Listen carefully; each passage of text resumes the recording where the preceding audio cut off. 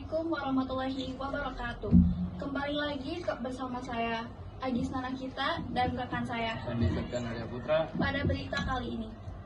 Kali ini kami akan membawakan berita mengenai sejarah G30S PKI.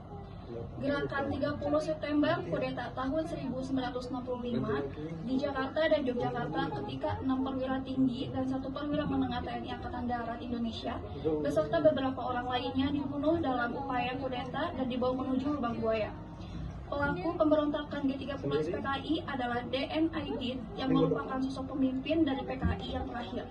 Dalam hal ini, terdapat polemik sejarah yang menyatakan bahwa PKI diperintahkan oleh Soeharto melakukan pemberontakan lalu setelahnya Soeharto berbalik arah menumpas PKI. Kejadian berlangsung pada malam 30 September sampai dengan 1 Oktober pagi. Pemberontakan G30S PKI merupakan keinginan PKI untuk merubah ideologi bangsa dan bentuk negara Indonesia. PKI melalui kekuatan politiknya merasa khawatir dengan kesehatan Presiden Soekarno yang memburuk dan menganggap usia Soekarno tidak lama lagi. Pada tanggal 30 September 1965, PKI di bawah Letkol untuk melakukan penculikan terhadap para petinggi PKI yang menggulingkan kekuasaan Soekarno. Penculikan ini dilanjutkan dengan pembunuhan para jenderal yang menolak mengakui akan melakukan pemberontakan. Jasad para jenderal TNI AD dimasukkan ke lubang sumur tua di kawasan Pondok Gede, Jakarta, Lubang Buaya.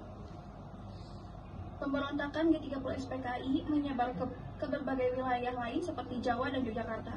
Pada tanggal 1 Oktober tahun 1965, Cakrabiawa di bawah pimpinan Mejen Soeharto dikerahkan guna menguasai PKI dan telekomunikasi guna menyebarkan kabar Presiden Soekarno dan Aha Nasution dalam keadaan selamat.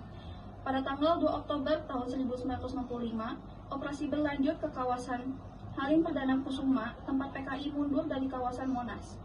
Atas petunjuk polisi Sukirman yang lolos dari pembunuhan PKI, pemerintah menemukan tempat jenazah para perwira TNI di Sumur Tua, di kawasan Pondok Gede, Jakarta pada tanggal 4 Oktober tahun 1965. Dilakukan pengangkatan jenazah, para petinggi TNI dan keesokan harinya dimakamkan di Taman Makam Pahlawan Kalibata, Jakarta.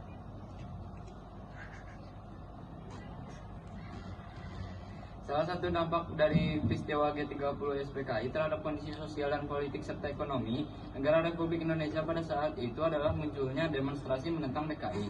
PKI merupakan versi dalang yang pertama muncul setelah terjadinya gerakan 30 September 1965. Peristiwa dan pembunuhan TNI AD yang diyakini didalangi oleh PKI menimbulkan kemarahan bangsa Indonesia. Demikian berita yang dapat kami sampaikan hari ini. Saya Agis Nanakita. Dan saya Randi Septian Arya Putra. Kami pamit undur diri. Wassalamualaikum warahmatullahi wabarakatuh.